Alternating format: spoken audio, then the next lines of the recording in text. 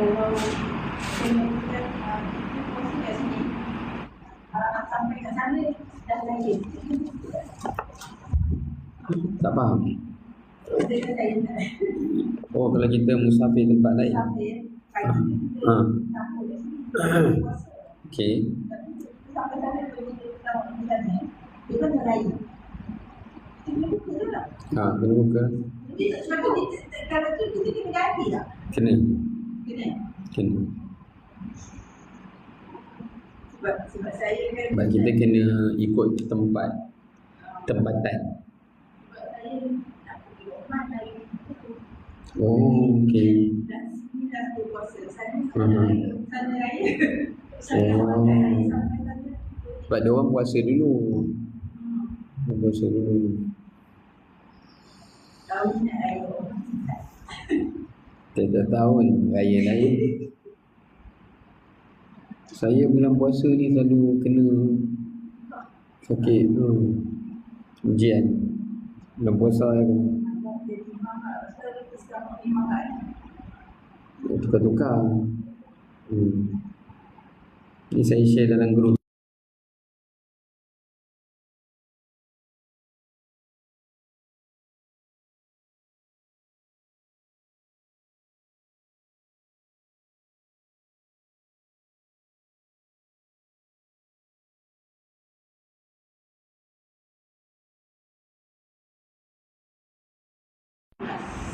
Pak 41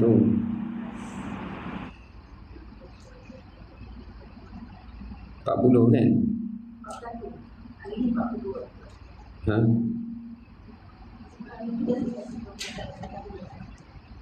Saya tanda ni 40 dah? Oh dah.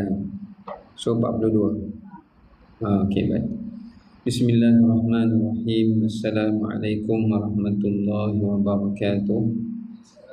Alhamdulillah Rabbil Alamin. Wassalatu wassalamu ala ashrafil mursalin wa ala alihi wa sahbihi ajma'in. Qala rabbi shrah li sadri wa yassir li amri wahlul 'uqdatam min lisani yafqahu qawli. Subhanaka la ilma lana illa ma 'allamtana innaka antal alimul hakim. Wala hawla wala quwwata illa billahil aliyyil azim. Rabbi zidna ilma warzuqna fahma. Amma ba'd. Alhamdulillah, kita rafa'kan kesyukuran kepada Allah Ta'ala di atas segala rahmat dan kurniaannya. Pada pagi ini insyaAllah kita akan menyambung semula untuk tadabbur surah Ali Imran, sambungan ayat yang ke-42 insya-Allah. Jadi saya akan mulakan dengan kita membaca ayat yang ke-42 ini, dan kita akan bacakan sehinggalah pada firman Allah Ta'ala, iaitu ayat yang ke-47 ya, 47. A'udzu billahi minasy syaithanir rajim. Bismillahirrahmanirrahim. Wa idh qalatil malaikatu ya Maryam innallaha astafaki wa tahharaki wastafaki ala nisa'il alamin. Ya Maryam qanuti li rabbiki wasjudi warka'i ma'ar raki'in. Dzalika min anba'il ghaibi nuhihi ilaik. Wa ma kunta ladaihim idh yulquna aqlamahum ayyuhum yakfulu Maryam.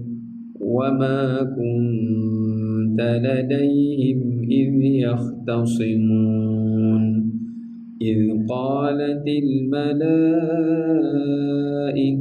يَا مَرْيَمُ إِنَّ اللَّهَ يُبَشِّرُكِ بِكَلِمَةٍ مِّنْهُ اسْمُهُ الْمَسِيحُ عِيسَى ابْنُ مَرْيَمَ وجيها في الدنيا والآخرة ومن المقربين ويكلم الناس في المهد وكهلا ومن الصالحين قال رب أنى يكون لي ولد ولم يمسسني بشر قال كذلك الله يخلق ما يشاء إذا قضى أمرا فإنما يقول له كن فيكون. Sadaqallahul Azim. Mafhumnya, dan ingatlah wahai Muhammad sallallahu alaihi wasallam, ketika malaikat berkata, wahai Maryam, sesungguhnya Allah telah memilihmu. Memilihmu di sini maknanya Allah memilih Maryam sebagai ibu yang akan melahirkan seorang nabi dan rasul. Bukan maksudnya Allah memilih Maryam sebagai nabi atau Allah memilih Maryam sebagai rasulnya. Dan Allah mensucikanmu dan telah memilihmu beroleh kemuliaan melebihi perempuan-perempuan seluruh alam yang sezaman denganmu. Wahai Maryam, taatlah kepada Tuhanmu dan sujudlah, serta rukuklah mengerjakan salat bersama orang-orang yang rukuk. Peristiwa yang demikian ialah sebahagian dari berita-berita ghaib yang kami wahyukan kepadamu, wahai Muhammad sallallahu alaihi wasallam. Sedang engkau tidak ada bersama-sama dengan mereka ketika mereka mencampakkan pena mereka ke dalam air, sewaktu mengundi siapakah di antara mereka yang akan memelihara Maryam. Dan engkau juga wahai Muhammad sallallahu alaihi wasallam tidak ada bersama mereka ketika mereka berkelahi tentang perkara menjaga dan memelihara Maryam. Ingatlah ketika malaikat berkata, wahai Maryam, bahwasanya Allah memberikan khabar yang menggembirakan kamu dengan mengurniakan seorang anak yang engkau akan kandungkan semata-mata dengan kalimah dari Allah, maknanya tanpa kamu perlu berkahwin. Nama anak itu akan diberi nama Al-Masih Isa ibn Maryam, seorang yang terkemuka di dunia dan di akhirat, dan ia juga dari orang-orang yang didampingkan diberi kemuliaan di sisi Allah. Dan ia akan berkata-kata kepada orang ramai semasa ia masih kecil dalam buaian dan semasa ia dewasa, dan ia adalah daripada kalangan orang-orang yang saleh. Baik, itu sampai ayat 46. Kemudian ayat 47, Maryam pun berkata, wahai Tuhanku, bagaimanakah aku akan beroleh seorang anak padahal aku tidak pernah disentuh oleh seorang lelaki pun? Allah berfirman, demikianlah keadaannya. Allah menjadikan apa yang dikendakinya. Apabila ia berkehendak melaksanakan sesuatu perkara, maka ia berfirman, jadilah engkau, maka jadilah ia. Baik, ini adalah terjemahan daripada ayat yang ke-42 sehingga ayat 47 yang telah kita bacakan di dalam surah Ali Imran. Baik, setelah Allah Ta'ala bawakan pada kita kisah Nabi Allah Zakaria alaihi salam, Allah bawakan kepada kita kali ini mengenai kisah Maryam, iaitu satu sosok wanita yang merupakan antara wanita yang terpilih di sisi Allah Subhanahu wa Ta'ala kerana kedudukan daripada ahli keluarganya yang saleh. Juga demikian kerana beliau juga seorang wanita yang salihah, maka Allah Ta'ala telah memilih daripada sulbinya atau rahimnya itu lahirnya Nabi yang terakhir kepada Bani Israel, iaitu Nabi Isa alaihi salam. Baik, kalau kita lihat di dalam hadis Nabi sallallahu alaihi wasallam, baginda ada bersabda, wa khairu nisa'il alamin arba'ah, sebaik-baik wanita yang menjadi penghulu kepada tauladan bagi seluruh wanita adalah ada 4 orang. Hadis ni masyhur, kita semua biasa dengar ya. Maknanya kalau kita nak bagi seorang wanita, jika dia nak mencontohi kepribadian wanita-wanita yang terbaik sepanjang zaman, mereka tidak dapat tidak melainkan kena merujuk 4 wanita ini. Ya, 4 karakter wanita ini. Jangan ambil wanita lain. Ambil wanita lain, kita tak akan jadi wanita yang terpilih di sisi Allah. Bila Nabi SAW sebut dia adalah sebaik-baik wanita dan sepanjang zaman, maknanya wanita yang boleh dicontohi untuk dunia dan untuk akhirat. Wanita-wanita lain boleh kita nak contohi, tapi mungkin kita dapat mencontohi dia daripada aspek kehidupan dunia lah. Tapi untuk aspek kehidupan akhirat belum tentu. Tapi wanita ni dunia pun kita boleh mencontohi mereka, dan juga akhirat lebih-lebih lagi, sebab mereka ni wanita yang telah dipilih oleh Allah sebagai ketua-ketua wanita di dalam syurga, penghulu-penghulu wanita di dalam syurga Allah Subhanahu wa ta'ala. Jadi kalau siapa yang nak jadi penghuni syurga dan berada bersama dengan penghulu wanita syurga, dia tak dapat tidak mesti dia mengambil iktibar dan juga tauladan daripada 4 sosok wanita itu. Yang pertama, Sayyidatina Khadijah bintu Khuwailid radhiyallahu anha. Ini wanita yang menjadi ketua kepada penghulu wanita-wanita dewasa di dalam syurga.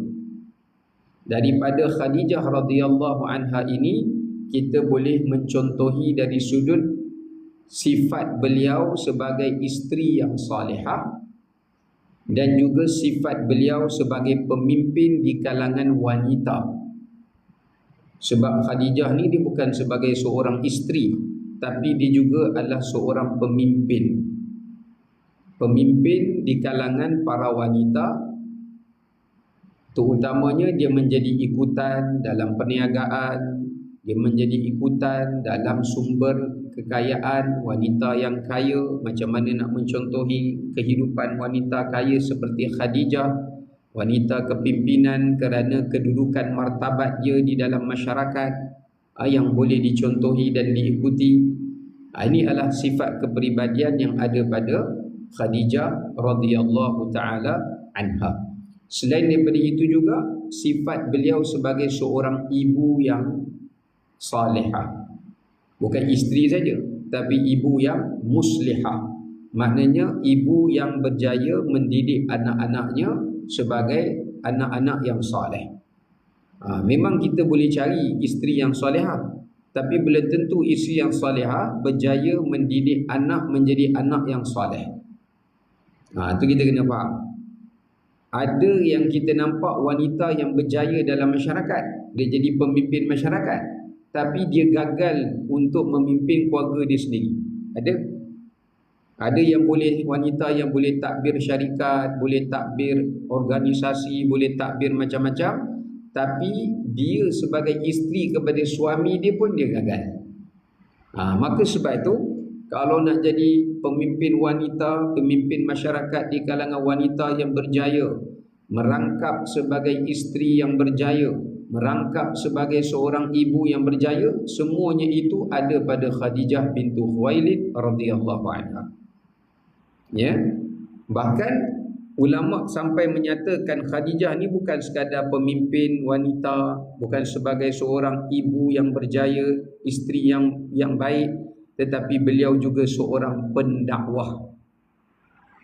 Seorang pendakwah yang berjaya. Bukan berjaya dunia saja, tapi berjaya akhiratnya. Sebab tidak ada satu pun, tidak ada seorang pun daripada para sahabat yang terawal memeluk Islam, melainkan kebanyakan mereka memeluk Islam melalui hasil harta yang disumbangkan oleh Khadijah radhiyallahu anha. Mana nak katakan banyak sahabat-sahabat daripada kalangan yang terawal, mereka dari kalangan hamba, mereka daripada kalangan orang-orang susah, mereka itu terhutang budi dengan harta Khadijah radhiyallahu anha sewaktu baginda Nabi SAW memulakan dakwah pada peringkat awal di Mekah dengan secara tersembunyi, ya. Selain daripada Khadijah dengan harta Abu Bakar lah radhiyallahu anhu. Baik. Jadi kalau kita lihat, ini adalah pemimpin yang dicemburui oleh bidadari. Sebagai riwayat kata bidadari dalam syurga pun mencemburui Khadijah radhiyallahu anha. Sebab lengkap segala kemuliaan itu ada pada beliau, ya. Dan tidak ada syurga yang Allah cipta lebih indah melebihi syurga yang Allah berikan kepada Khadijah radhiyallahu taala anha. Bahkan ada ulama sebut seperti Ibn Iyad mengatakan syurga istana Khadijah lebih cantik daripada syurga Asiyah, istana Asiyah. Asiyah dalam Quran dia kena minta kepada Allah agar Allah berikan kepadanya istana dalam surah Tahrim. Khadijah dia tak pernah minta pun pada Allah bina baginya istana, tetapi Allah sendiri bagi tahu kepada Nabi SAW, ya Rasulullah, aku binakan untuk Khadijah sebuah istana yang lebih indah daripada berlian, mutiara. Itu disebutkan ketika Khadijah bawa makanan untuk naik ke Gua Hira bagi kepada Nabi SAW. Nampak tu, Khadijah tak pernah doa minta diberikan istana yang hebat. Asiyah minta, tapi Allah kata aku bagi kat Khadijah walaupun dia tak minta, lebih lawa daripada aku bagi kepada Asiyah. Ini menunjukkan keistimewaan Khadijah radhiyallahu anha. Yang keduanya adalah merupakan siapa lepas Khadijah adalah Asiyah. Sebab Asiyah adalah merupakan sosok wanita yang menjadi contoh tauladan sebagai seorang isteri. Tapi masalah Asiyah, dia tak ada anak. Dia kahwin dengan Fir'aun, dia tak ada anak. Sebagai riwayat mengatakan, ini nukilan lah daripada riwayat Israiliyat, mengatakan setiap kali Fir'aun nak menyentuh Asiyah, maka Fir'aun dihilangkan nafsunya. Dihilangkan nafsu dia. Tiba-tiba nafsu out. Sebab tu Fir'aun terpaksa menempiaskan nafsunya kepada gundik-gundiknya, kerana Allah nak memelihara Asiyah. Sebab ada riwayat Israiliyat yang dinukilkan mengatakan bahawasanya ketika mana Asiyah memeluk Islam, setelah dia mengikuti ajaran syariat Nabi yang sebelum Nabi Musa alaihi salam, ya, masa tu Nabi Musa pun baru lahir je. Nabi Musa belum diutuskan kepada Asiyah, ya. Tapi Asiyah ni dia seorang wanita yang bijak.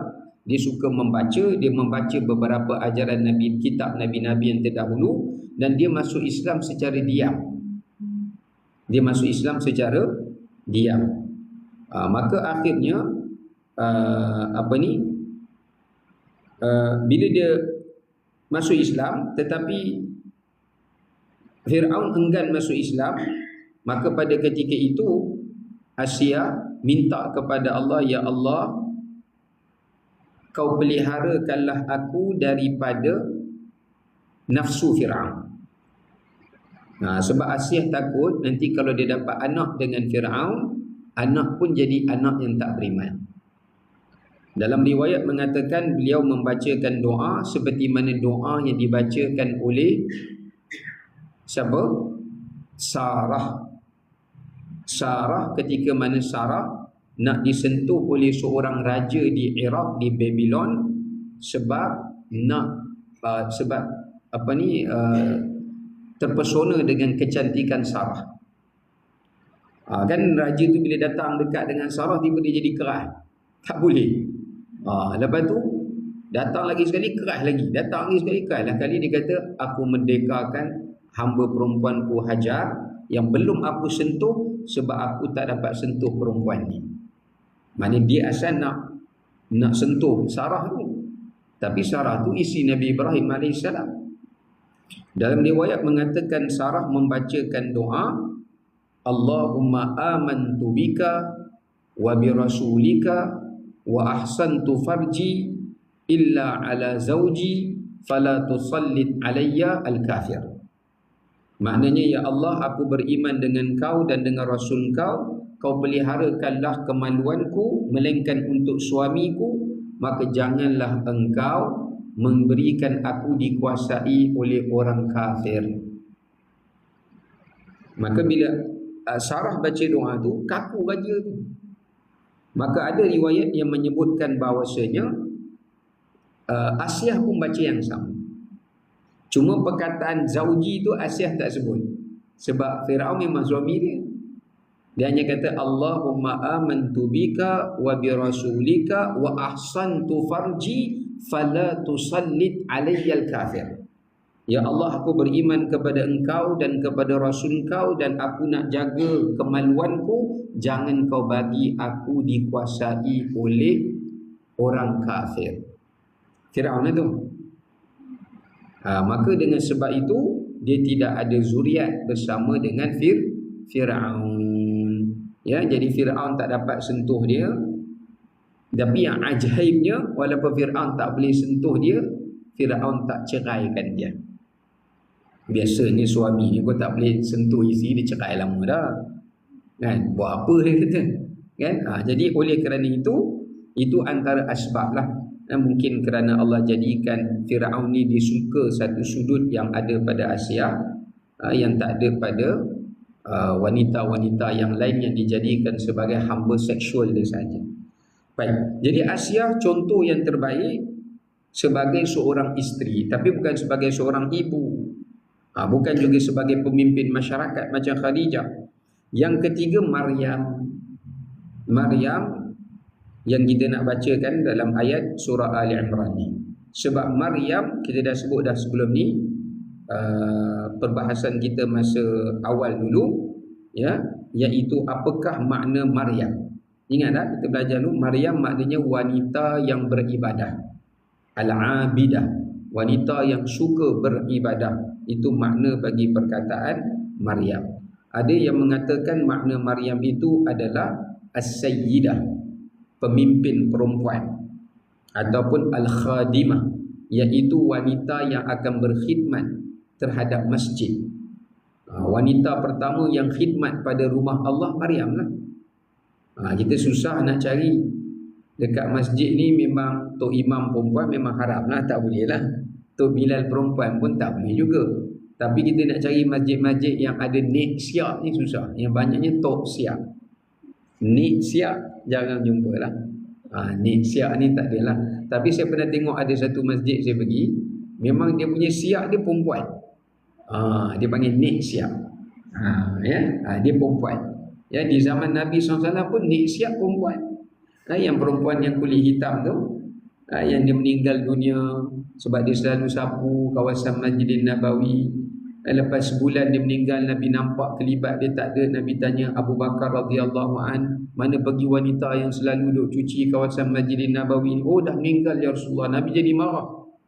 Nabi kata, kenapa kalian tak khabarkan kepada aku?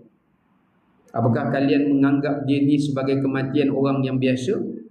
Sampai Nabi pergi ke kuburnya, Nabi minta ditunjukkan kubur wanita itu, dan Nabi salat jenazah di kubur wanita tersebut. Ya. Jadi kalau orang tanya kita, wanita apakah yang pertama berkhidmat terhadap rumah Allah? Jawapannya Maryam. Maryam wanita pertama yang memberi khidmat dalam mengimarahkan rumah Allah. Bukan sebagai imam, bukan sebagai Bilal, tetapi adalah mengimarahkan rumah Allah dengan i'tikaf. Maryam ni memang seharian hidup dia i'tikaf kat masjid je. Yalah, dia tak ada suami, anak pun tak ada. Masa itulah dia belum menghamilkan Nabi Isa lagi.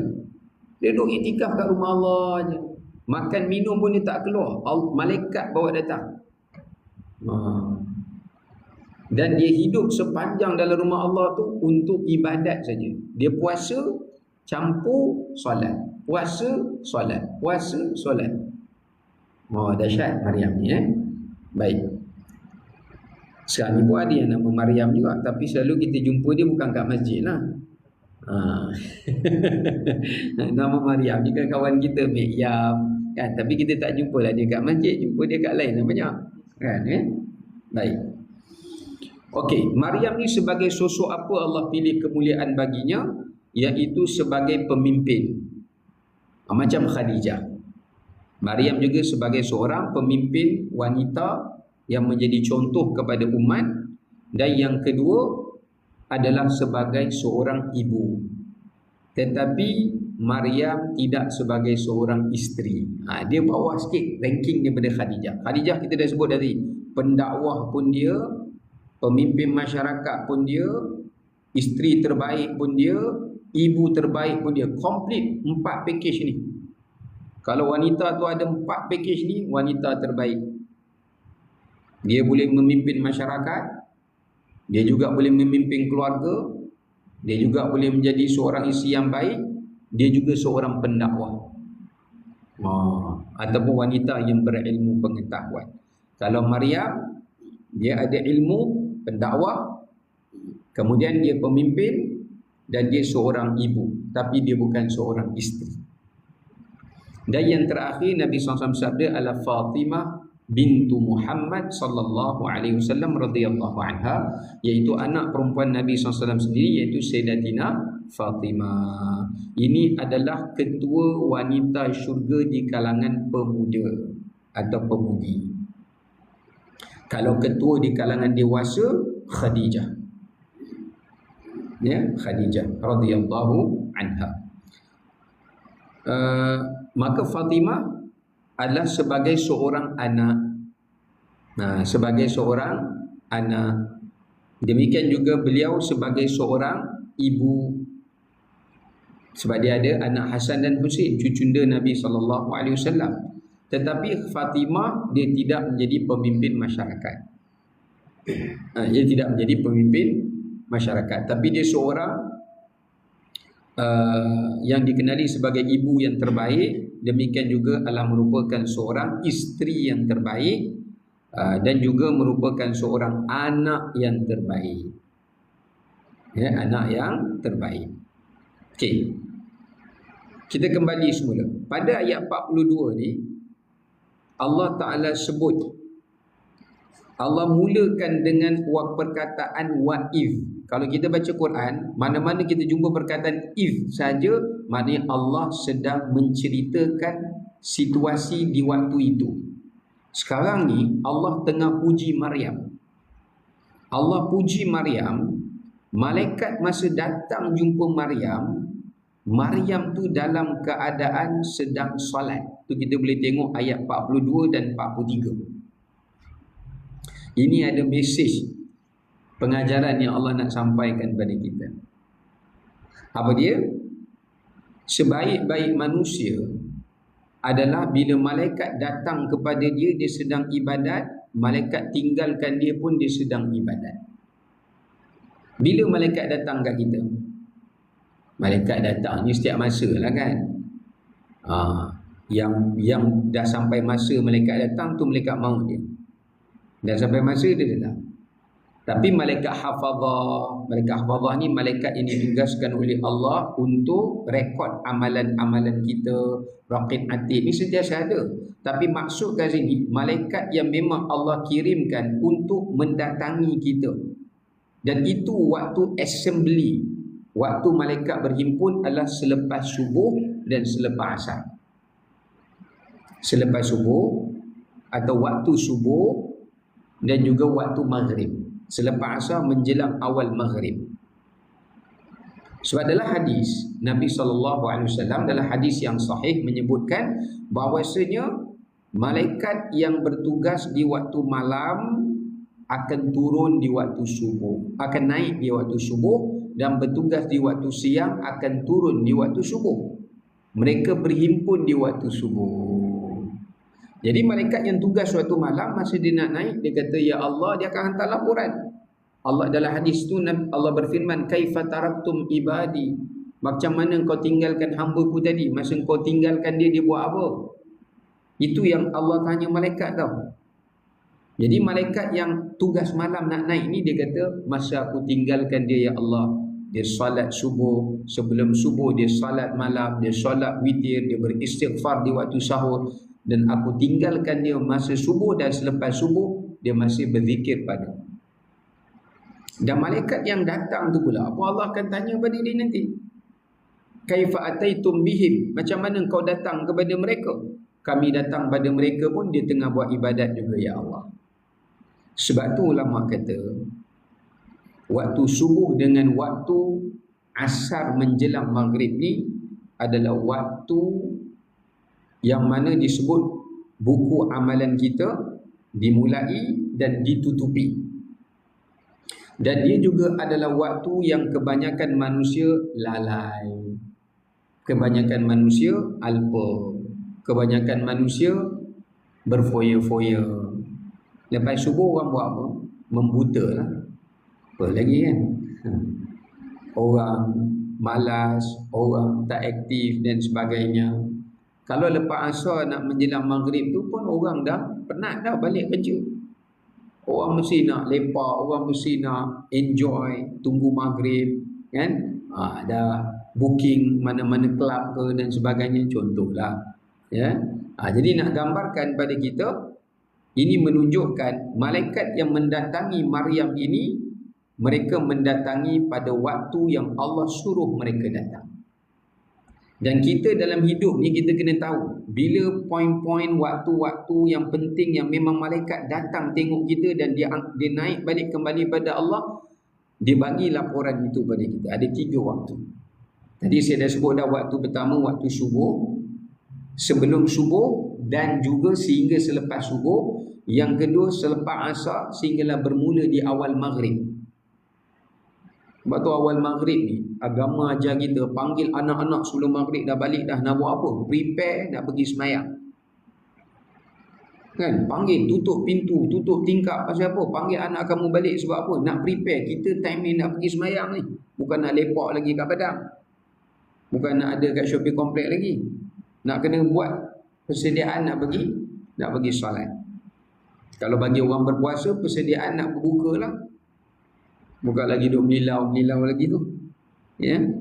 Baik, yang ketiganya, waktu yang disebutkan malaikat mendatangi kita adalah selepas masuknya separuh malam yang kedua.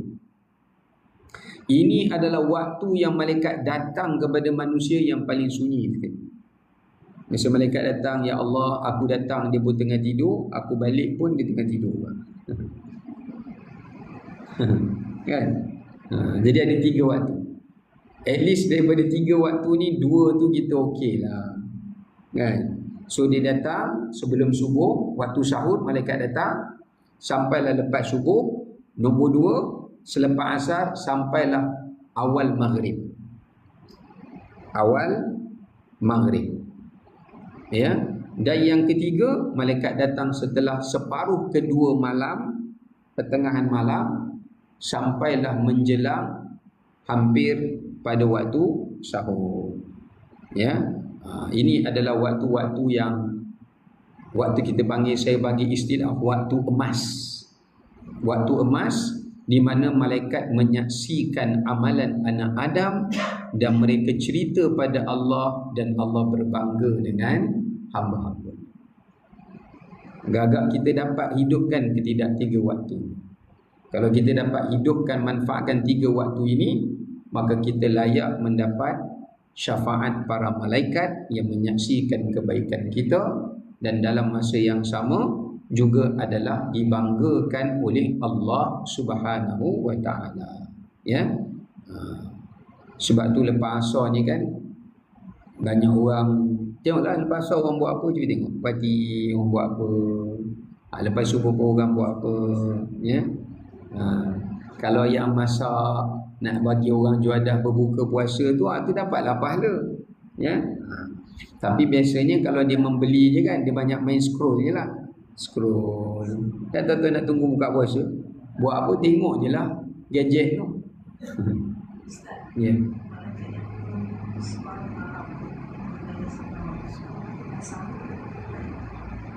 Malaikat yang berbeza. Berbeza. Ya. separuh malam kalau di setengah gitu kan.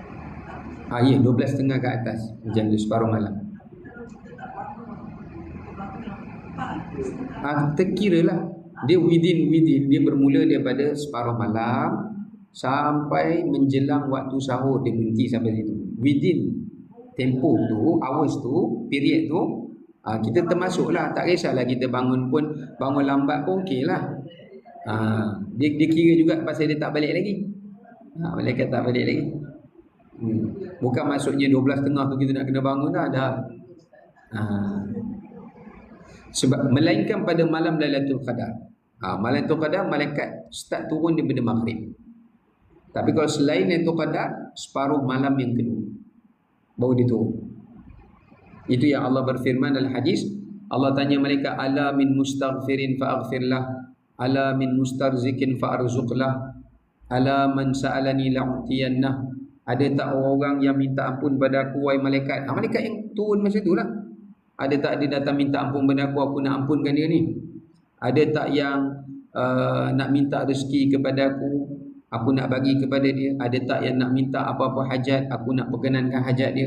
Apa malaikat tu jawab? Tak ada ya Allah, dia tidur ya Allah. Dia mengeruh ya Allah. Ya. Baik. Jadi ketika Allah berbicara tentang hal ini, malaikat datang, Jibril alaihissalam datang, masuk malaikat tu Jibril ketika Maryam berada di sepertiga malam. Sepertiga malam. So bila Allah cerita tentang Maryam, Allah sebenarnya sedang puji Maryam. Allah puji beliau. Okey, kenapa Allah pilih Maryam? Kita nak ambil pengajaran daripada perkataan istafaki.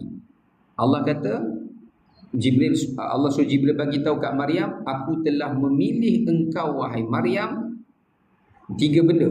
Aku pilih engkau sebagai ibu kepada Nabi Isa, dan aku pilih engkau sebagai wanita terbaik yang kita dah sebut 4 tadi, dan aku sucikan engkau, maknanya engkau takkan disentuh oleh mana-mana lelaki walaupun kau boleh ada anak tanpa disentuh. Ada yang kata istafaki, aku pilih engkau tu, aku pilih engkau sebagai wanita pertama yang lahirkan anak tanpa digauli oleh lelaki. Baik, sekarang ni kita nak tengok kenapa Allah pilih Maryam. Itu menjadi persoalan. Bukanlah kita tak mampulah nak jadi macam Maryam, kan? Tapi kenapa Allah mengangkat darjat Maryam? Tu point yang kita nak ambil tu, supaya kita dapat mencontohi dia. Pertama, nak tahu jawapan tu, tengok ayat 43. Tengok ayat 43. Pertama, Allah angkat Maryam antara wanita yang terbaik sepanjang zaman. Allah sucikan dia. Pertama, kerana Maryam ni, sebahagian ahli tafsir kata, dia lengkap 4 syarat yang Nabi sabdakan dalam hadis, yang boleh, wanita yang boleh masuk dalam mana-mana pintu syurga. Pertama apa? Salat khamsaha, wa ata'at ba'laha, wa shamat syahraha, wa hasanat farjaha. 4. Cuma Maryam dia tak ada nombor 2 tu, pasal dia tak ada suami. Dia tak ada suami. Tetapi dia masuk ganti yang nombor 2 tu dengan wa barrat walidayha. Pertama, Maryam dapat apa? Dia jaga semayang dia. Maryam ni kuat salat. Dalam riwayat tafsir Ibnu Tabari sebut, dia solat sehari 100 rakaat. Sebagai riwayat kata, dia antara wanita yang solat tumit kaki dia pecah, macam mana Nabi SAW solat malam, kerana lama dia berdiri waktu malam. Dalil yang mengatakan dia lama berdiri waktu malam, Allah panggil dia uqnuti. Kunut ni, apa makna kunut? Kunut ni berdiri yang lama, diri yang sampai tumit kaki kita ni terasa. Kita nak tahu lama kita berdiri kita, masa kita berdiri tu kita rasa tumit dah mula rasa sakit. Tu maknanya berdiri lama. Kalau kita nak cari wanita hari ni tumit pecah ada, pasal dia pakai kasut tinggi. ketak ketung. Pucat tumit kaki, ya Allah. Ingat ke macam Maryam solat malam lama, rupanya pakai kasut tumit tinggi sakit kaki. Kupang-kupang. Asyik kena ketuk je kaki, tumit kaki tu. Tu Mary tu bukan Maryam, tu Mary. Ya. Sampai belilah ubat apa? Kan ada ubat jual kan, nak buangkan kerak-kerak kat tumit tu kan. Sampai belilah. Ya. Tak samalah dengan Sayyidatina Maryam. Pertama, sebab dia sangat menjaga salatnya, terutamanya salat malamnya. Hebat Maryam ni. Ya. Yang kedua, wa barrat walidayha. Dia sangat mentaati dan berbakti kepada kedua ibu bapanya. Sebab dia tak ada suami. Ketika ayah dia meninggal, dia mentaati bapa saudaranya siapa? Nabi Zakaria alaihi salam. Dia dengar cakap pakcik dia Nabi. Ya. Yang ketiga, wa hasunat farjaha, wanita yang paling menjaga maruah dan auratnya. Sehingga kalau siapa baca dalam kisah riwayat yang dinukilkan tentang Maryam ni, tak ada siapa yang pernah menyentuh kulitnya melainkan ibu bapanya. Pasal Maryam dia tak ada adik-beradik, dia seorang je anak tunggal. Maryam ni anak tunggal. Pasal mak ayah dia kahwin lama tak dapat anak kan, sampai mak dia kena nazar, kita dah cerita sebelum ni. Dia anak tunggal. Dan dia kata, Maryam kata yang pernah menyentuh aku lelaki 2 orang je. Satu bapa aku, nombor 2 pakcikku Nabi Zakaria alaihissalam. Dia jaga maruah dia jaga aurat dia, sampai orang tak pernah melihat kecantikan Maryam melainkan 2 orang tu saja. Itu yang bila lelaki, malaikat Jibril menyamar je lelaki datang jumpa dia terkejut ni. Biasa pakcik aku je datang ni, siapa lelaki datang kan? Sampai dia cakap kat lelaki tu, kau jangan nak sentuh aku ya, sebab aku tak pernah disentuh oleh mana-mana lelaki kecuali bapa aku dan juga pakcik aku. Jadi kalau nak dapat kedudukan macam Maryam, wanita tu kena jagalah maruah dia. Kalau tengok wanita zaman sekarang ni, susahlah. Apa khabar you? Give me 5. Dah habis dah, tak jadi Maryam dah lah. Itu jadi yam-yam. Jadi maruah wanita tu, ya. Kemudian wasaman, dia seorang wanita yang bukan takat rajin solat, terutama solat malam. Bukan sekadar dia wanita yang mentaati kedua apa, wanita yang menjaga maruah dia juga seorang yang suka berpuasa. Maryam ni, yang kita baca nanti tu, malaikat bawa datang makanan kat dia tu, makanan waktu dia berbuka saja.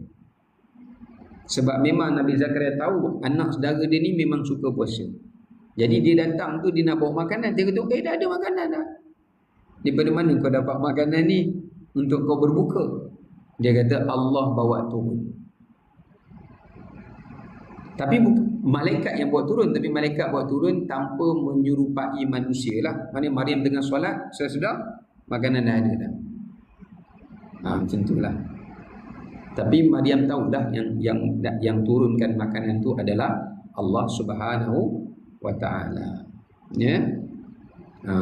Baik. Kemudian kita tengok jawapan pada 43 tu, Allah kata uqnuti wasjudi warka'i. 3 benda Allah sebut. Uqnuti maknanya adalah Nabi Isa pun dia dapat hidangan daripada langit. Itu mukjizat Nabi Isa alaihissalam. Sebab tu ada nama surah yang dinamakan surah Maidah. Jadi sesuailah, maknya pun makan daripada langit, anaknya pun dapat hidangan daripada langit. Ya. Okay, ada beberapa pengajaran yang kita nak lihat kat sini. Yang pertama, selain daripada 4 tu kan, dalam hadis kan Nabi sebut siapa yang perempuan yang buat 4 perkara ni, dia boleh masuk mana-mana pintu syurga yang dia nak. Sebut je, Allah kata silakan. Ni VVIP. Tapi wanita sekarang ni dia kena tambah nombor 5 lah. Selain pada mentaati kedua ibu bapanya, dia juga kena, jika dia ada suami, dia kena taat pada suami dia lah. Ya, sebab Maryam tadi tu dia tak kahwin, ya, dia tidak berkahwin. Okey, baik. Okey, kat sini kita lihat Allah memuji Maryam. Pertama, uqnuti. Uqnuti ni, kunut ni boleh memberi beberapa makna. Ada yang kata makna kunut adalah patuh dan taat. Ada yang juga menafsirkan makna kunut ni adalah yang suka berzikir. Sebab dalam ayat Quran yang lain Allah ada berfirman, wa qumu lillahi qanitin, dan hendaklah kamu berdiri kerana Allah dengan penuh kunut. Maknanya lama kamu berdiri itu untuk bermunajat, berzikir, membaca kitab-kitab Allah, ya. Itu maksud dia. Maknanya Sayyidatina Maryam ini selain daripada dia suka solat malam, dia suka puasa, dia jaga maruah dan auratnya, dia juga adalah yang mentaati kedua bapanya, dia juga seorang yang sentiasa lidahnya itu zikrullah atau membaca kitab-kitab Allah. Ini menunjukkan wanita kena tambah yang seterusnya adalah menjaga lidahnya. Jadi kalau siapa nak mencontohi Maryam, sifat paling terbaik Maryam adalah wanita yang paling behave, wanita yang paling menjaga lisannya. Sebab orang perempuan ni, minta maaf, sinonimnya dengan mulutnya, kan? Sinonim dengan mulutnya. Tak setuju tak apa, ya. Disebabkan kerana Nabi SAW ada bersabda dalam riwayat Al-Baihaqi, tak silap saya, bahawasanya bila Nabi balik, Nabi diperlihatkan kebanyakan wanita yang masuk di dalam neraka. Bila para sahabat perempuan, sahabiat perempuan bertanya, Rasulullah, apa sebab mereka banyak ke neraka itu? Nabi sendiri sebut. Nabi kata apa? Nabi SAW bersabda, takfurnal ashir. Pertama, sebab mereka banyak mengkufuri suami mereka. Yang keduanya adalah takfurnal la'an. Mereka paling banyak apa dia? Melaknat, maknanya dosa lidah mereka itu. Ya. Kalau saya dulu, saya ada pernah buat ada satu kelas mengenai Nabi SAW ada menyenaraikan wanita-wanita ahli neraka, dan Nabi SAW mensifatkan wanita yang seperti ini adalah wanita yang perlu sejahat-jahat wanita, ya. Baik.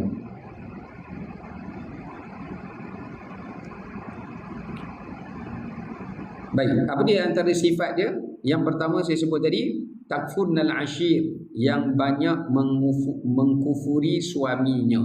Bila para sahabat tanya, ya Rasulullah, macam mana dia mengkufuri suaminya? Iaitu baginda bersabda, apabila dia meminta sesuatu pada suaminya, lalu suaminya tidak dapat memberikan kepadanya kerana kedaifannya, lalu dia berkata, engkau tidak pernah berbuat baik kepada aku sedikit pun. Maknanya dia lupakan segala jasa kebaikan suaminya. Okey. Ini antara yang disebutkan kenapa sebab wanita banyak menjadi ahli neraka. Minta tak dapat, nantilah tunggu abang cukup duit. Abang balik-balik cukup duit. Bila nak cukup duit? Ini lakonan semula ni. Dah 10 tahun tunggu cukup duit, tak cukup.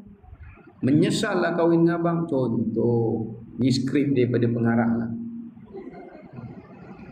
Nampak? Padahal dekat jari dia ada cincin kahwin suami dia pernah bagi dulu. walaupun dah lama lah tak bagi baru. Melainkan kalau suami dia memang mampu, suami dia yang bakhil tu lain cerita. Ini memang suami tak mampu.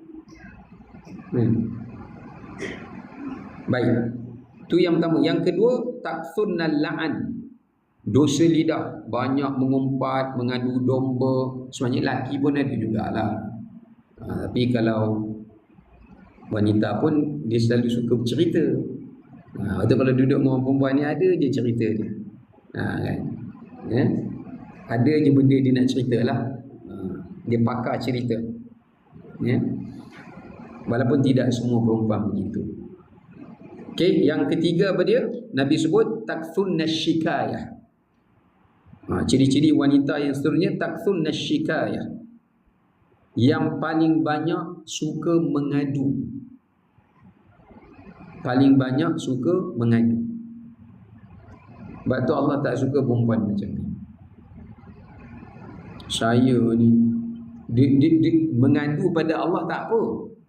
Dia mengadu pada orang lain untuk cerita kekurangan orang lain. Ya, mengadu yang seperti ini Allah tak suka. Contoh, kita ambil pengajaran kisah isteri Nabi Ismail alaihissalam. Masa Nabi Ibrahim datang ziarah menantu dia kan, Nabi Ismail kan tak ada. Datang-datang, macam mana suami kamu okey ke, kamu kahwin dengan Nabi Ibrahim? Tanya menantu dia. Abang Mail tu tak baguslah ya. Ya, kerja rajin tapi susah macam tu juga. Saya duduk makan macam ni, tengoklah kita makan apa, duduk rumah macam ni je. Nabi Ibrahim tengok je menantu dia cakap apa. Lepas dah habis, Nabi Ibrahim kata, nanti kalau anak aku pulang, cakap suruh dia tukar bingkai pintu ni, sebab dah tak selamat dah rumah ni. Kalau pintunya baik, tombolnya baik, bingkainya tak bagus, pintu ni boleh dicerobohi dengan orang yang tak baik. Lepas habis semua tu, baliklah Nabi Ismail, dia faham, maknanya ayah dia bagi syarat ceraikan isteri dia. Sebab apa? Suka mengadu dan mengeluh tanpa bersyukur. Tak ada sifat syukur. Tak ada sifat syukur. Dia bukan perempuan sajalah, lelaki pun sama. Tapi kalau perempuan tu nak fokus dia lebih. Dan yang terakhir adalah tusawwifnal khair. Tusawwifna al-khair. Nabi sebut tusawwifna al-khair. Ya. Apa maksud tusawwifna al-khair? Yang suka menangguh-nangguh buat baik. Wanita macam ni pun senang masuk neraka. Tak semualah perempuan suka tangguh buat baik ni, tapi ada perempuan suka tangguh buat baik. Contoh paling senang nak tengok, puasa Ramadan. Dia punya qada tu sampai terlupa masuk Ramadan. Dia buat apa? Kecuali dia sakit, kecuali dia hamil, kecuali dia menyusu anak. Dia ada masa tu dia tak qada sampai masuk Ramadan. Dia biasa orang perempuan ni, dia suka tangguh yang al-khair, kebaikan ni. Biasanya pertama puasa dia lambat qada. Nombor dua yang selalu saya tengok lah, solat dia. Terutamanya kalau dia dah habis kering daripada uzur, dia patut kena segera mandi. Dia buat dono pula, lambat-lambat mandi. Tusawwifnal khair. Ya, dia suka menangguh-nangguhkan untuk berbuat kebaikan. Walaupun lelaki ada juga yang macam ni, tapi kita nak katakan fokus bila Nabi cerita, dah perempuan tanya kat Nabi, Nabi jawab perspektif perempuan lah. Nabi tak jawab secara umum. Nabi cakap apa yang perempuan tu selalunya masuk ke dalam neraka sebab apa? Itulah berapa faktor tadi tu? Mengkufuri suami, kerana dosa lidah, kerana banyak mengadu dan banyak bercerita, kan? Dia apa-apa dia suka cerita. Oh, bapak saya tak bagus lah. Cerita dekat media sosial tu, mak saya macam ni lah. Dah kenapa? Kan? Lepas tu yang keempat adalah dia suka menangguh-nangguhkan dalam berbuat kebaikan. Ya, wala'iyasubillah, kita minta lindung kepada Allah daripada memiliki sifat-sifat yang seperti itu. Ya. Baik. Kemudian Allah Ta'ala sebut wasjudi warka'i ma'ar raki'in. Ini menunjukkan lamanya sujudnya Maryam dan rukuknya Maryam. Maksudnya Maryam ni seorang wanita yang memanjangkan rukuk dan sujudnya. Kerana apa? Sebab rukuk dan sujud ni waktu kita berdoa. Waktu kita berdoa. Maknanya Maryam juga seorang wanita yang sentiasa banyak memohon, berdoa dan bermohon kepada Allah Subhanahu wa ta'ala. Selain pada wanita yang suka zikir, menjaga lisannya, beliau juga seorang wanita yang banyak memohon kepada Allah Subhanahu wa ta'ala. Maksudnya hidupnya itu sentiasa dengan doa, ya, dengan permohonan kepada Allah Subhanahu wa ta'ala. Okey, kemudian kita lihat ayat 44. Ayat 44 Allah ceritakan tentang kepentingan memelihara dan menjaga anak perempuan. Penting sangat. Membesarkan anak perempuan ni pahalanya lebih besar daripada membesarkan anak lelaki. Bukan saya cakap, Nabi SAW cakap. Nabi SAW cakap. Sebab itu ayat 44 tu cerita semua orang pakat berebut nak jaga, nak bela Maryam. Pertama sebab Maryam ni anak ketua. Anak ketua masyarakat. Imran tu ketua. Memang famous lah. Ayah Maryam ni memang famous lah. Ya? Bahkan dia ketua agama. Ketua pemimpin masyarakat. Siapa tak nak jaga? Masa tu Imran ni meninggal, jadi orang pakat nak jaga. Akhirnya Allah perintahkan pada Nabi Zakaria AS buat undian. Dengan cara mereka ambil mereka punya pensil yang mereka, pen yang mereka tulis menggunakan kayu tu, baling dalam air sungai. Mana yang ditolak dibawa oleh arus tak layak jaga Maryam. Tapi mana yang kekal maintain dekat arus tu, dia tak dibawa oleh arus, dia ialah paling berhak menjaga Maryam. Ternyata bila semua balik, pena Nabi Zakaria saja yang stay, terapung dan tidak ditolak oleh arus. Maka itu memberi isyarat baginda lebih berhak untuk menjaga anak saudaranya Maryam. Ini menunjukkan zaman dulu, ni ada pengajaran juga kita nak tahu ni. Bererti Maryam ni juga anak yatim. Berdasarkan ayat Quran ni, Maryam ni anak yatim. Dan memang manusia ni memang berebut nak jaga anak yatim ni. Zaman dulu, dema ni nak bela anak yatim dua sebab je. Dua sebabnya, tak ada sebab lain lah. Satu, lah kali dia ambil anak yatim tu jadi isteri dia. Dia nak kahwin dengan budak tu lah. Anak yatim tu kena pula lawa, dia kata, ini buat jadi isteri pun okey juga. Nombor dua, kerana orang nak harta yang ditinggalkan oleh bapa anak yatim tu. Kalau lelaki dia nak lebih pada harta lah. Tapi kalau perempuan, harta campur budak yatim tu sendiri. Tujuan dia tidak ikhlas. Tapi kalau tujuan dia ikhlas, dia nak kahwin betul dan dia nak jaga harta, tak apa. Agama tak larang tu. Tapi ni nak ambil kesempatan lah.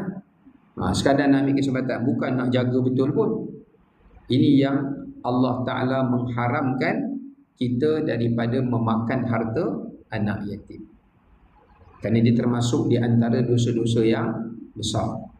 Antara 7 dosa besar adalah memakan harta anak yatim. Dalam hadis yang sahih Nabi SAW bersabda, siapa yang makan harta anak yatim, Allah akan tukar saufa nuslihim nar. Allah akan tukar harta yang dimakan tu menjadi bara api di dalam perut dia pada hari akhirat. Dia akan ambil bara api telan sampai penuh, pecah, telan. Macam itulah berulang-ulang kali. Ya.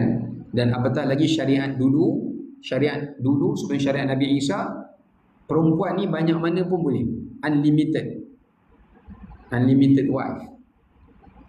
Maknanya dia nak suatu dia ambil anak yatim ni jadi gundik dia, ambil jadi isteri dia banyak. Tujuan dia untuk nafsu sajalah. So Allah nak jaga Maryam.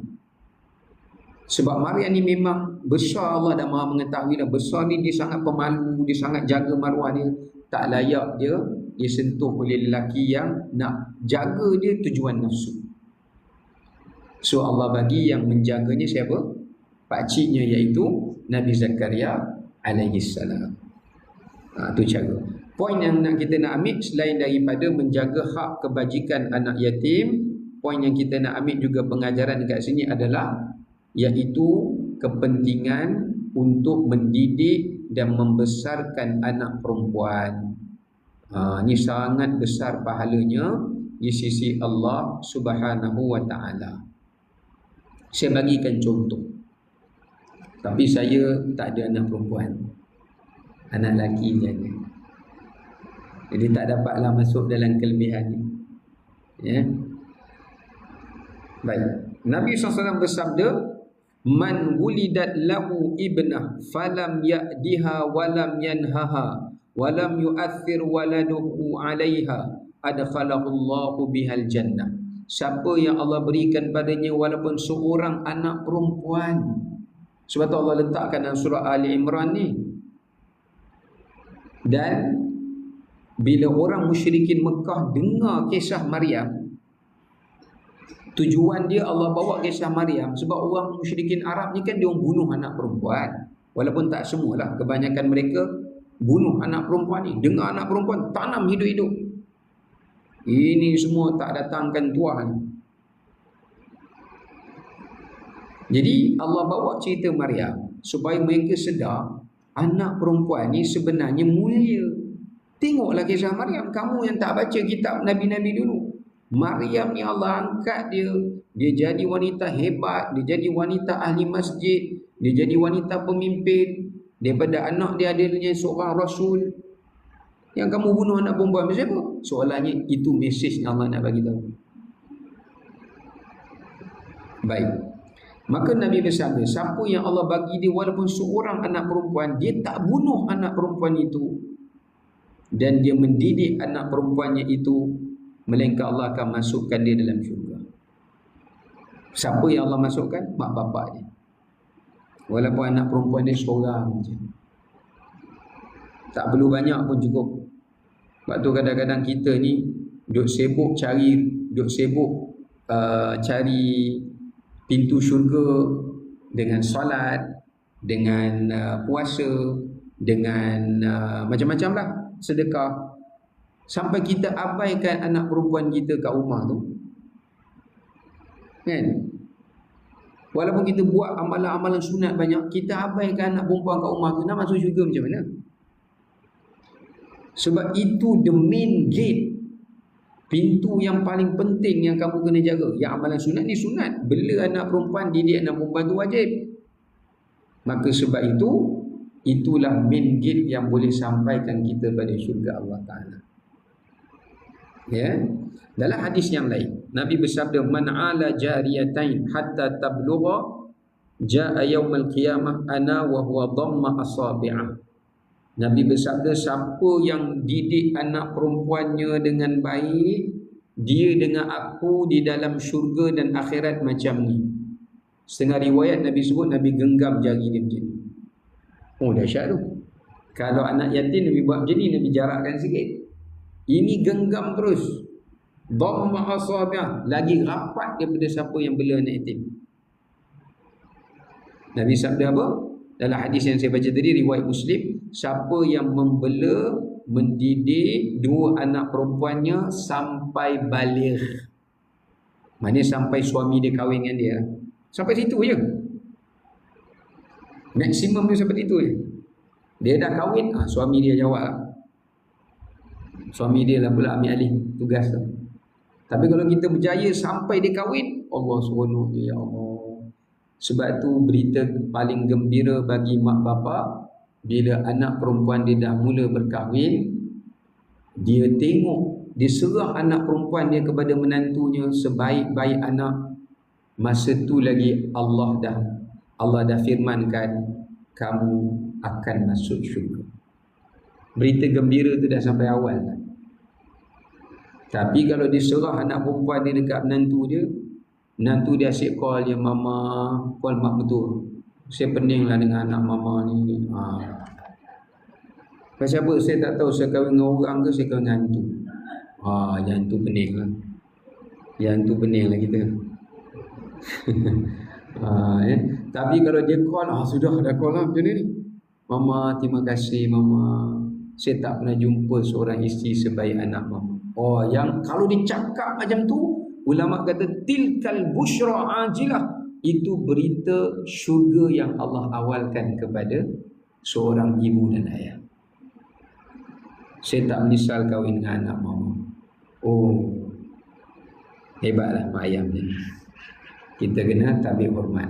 Ya, baik.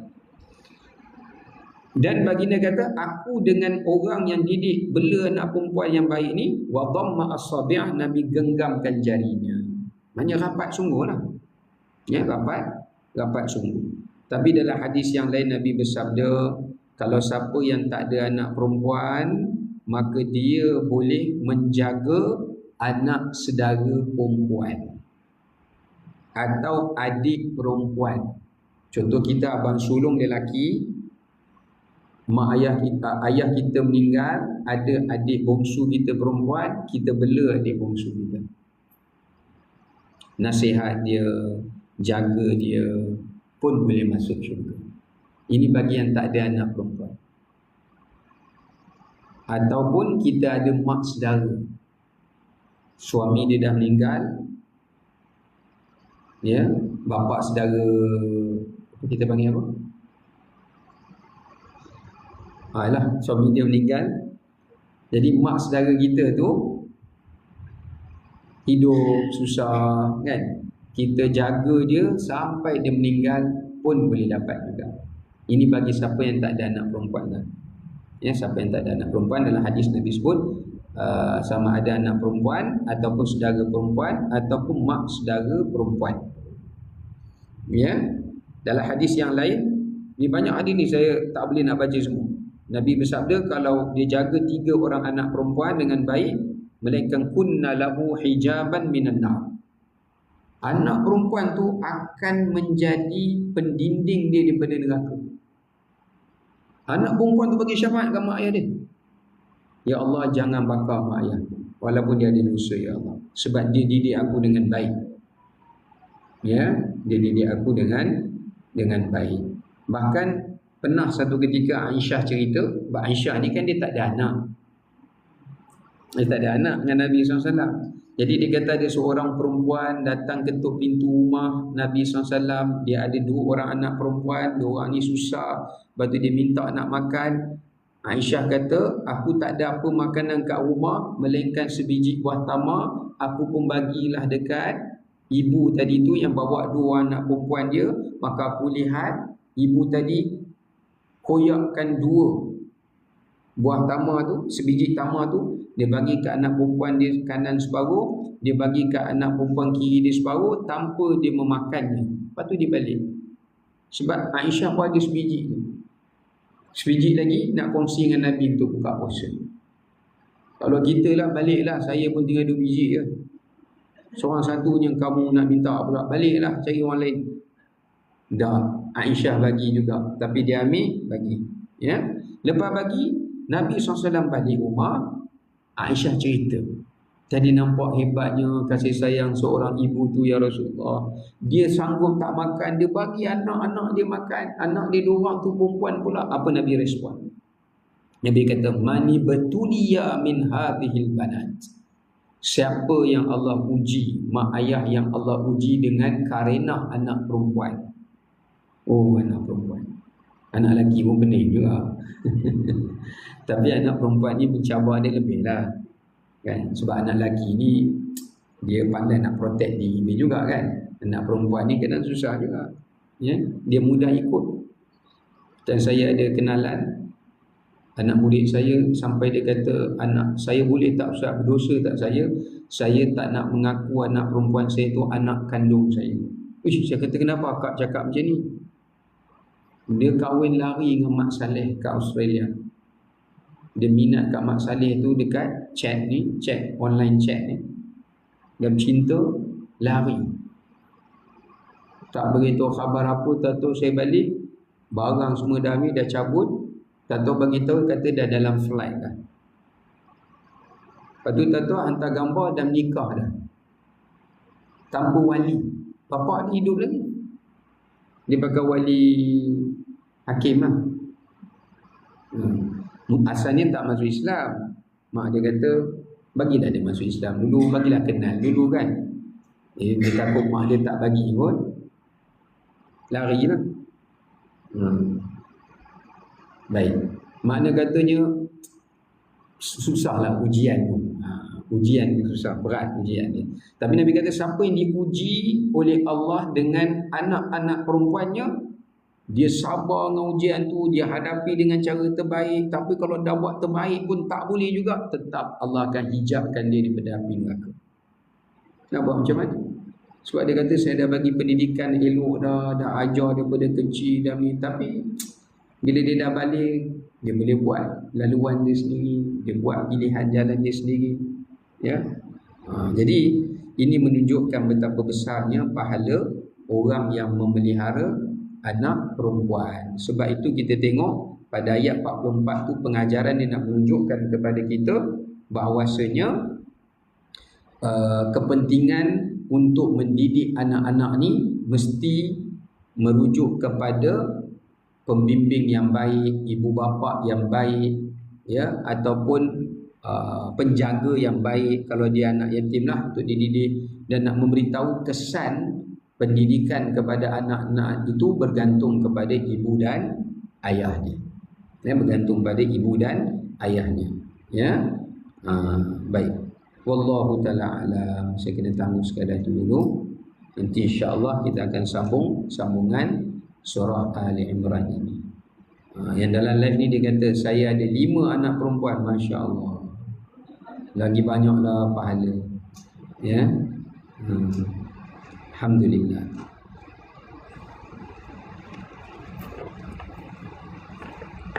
Okay, wallahu a'lam bishawab. Bismillahirrahmanirrahim. Alhamdulillah wassalatu wassalamu ala rasulillah ajma'in. Allahumma aghnina bil ilmi wa zainna bil hilmi wa atina bit taqwa wa zidna bil afiyah. Rabbana atina min ladunka rahmatan wa lana min amrina rasyada. Rabbana atina fid dunya hasanah wa fil akhirati hasanah wa qina adzaban nar. Allahumma taqabbal minna ya Allahumma taqabbal minna salatana wa siyamana wa qiyamana wa taqashshu'ana wa tadarru'ana wa ta'allumana wa taqsirana bi rahmatika ya karim. Alhamdulillah rabbil alamin. Baik, terima kasih semua.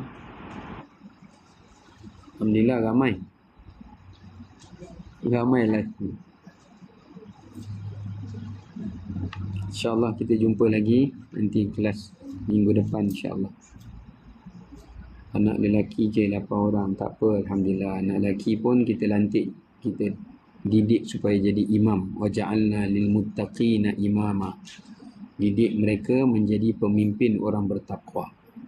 Kalau anak perempuan, kita didik dia supaya menjadi anak perempuan yang jaga 4 perkara yang saya sebut tadi tu.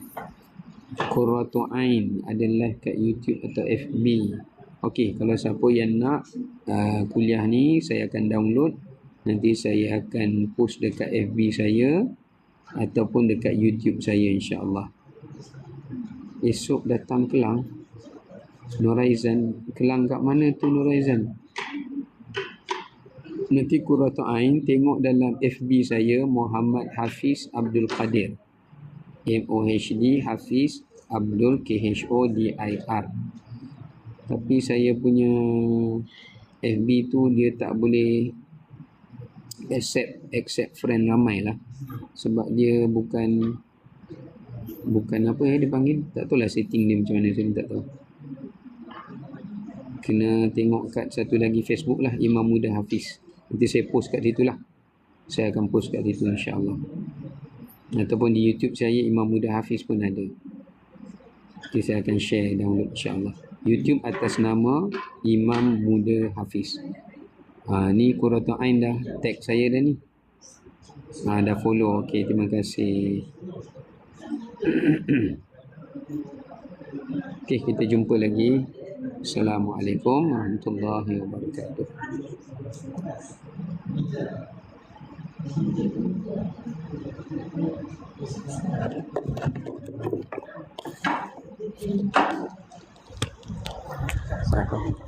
Alhamdulillah. Mai kan? Minggu depan ada ni? Minggu depan insya-Allah. Terima kasih Puan Sri. Tak apa Puan Sri. Sebab selalu saya nama kan. Sebab selalu sebelum ni saya ada kelas. Tapi untuk bulan puasa saya tak ada. Jadi saya akan datang 29. Oman tak pernah. Oman bukan Abu Dhabi, dia bukan UAE. Kan Muscat. Oh ya Muscat. Pernah transit pernah lah Muscat tu. Dia nak raya kat sana.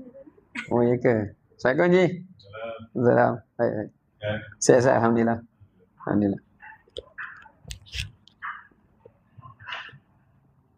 Okey, terima kasih semua. Nanti jangan lupa join live lagi ya.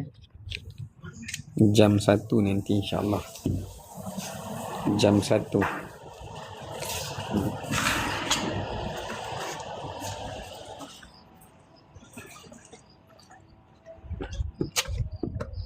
Jam 1 ni kita akan cerita bagaimana kita nak merdekakan diri daripada api neraka Allah di dalam bulan Ramadan. Salah satu ganjaran bulan Ramadan adalah kemerdekaan daripada api neraka. Jadi macam mana kita nak jadi golongan yang mendapat kemerdekaan daripada api neraka itu? Apa kemerdekaan yang kita nak kena capai? Dia punya SOP dia. Ya. Okey, terima kasih boy. Terima kasih boy. Assalamualaikum. Terima kasih Farid.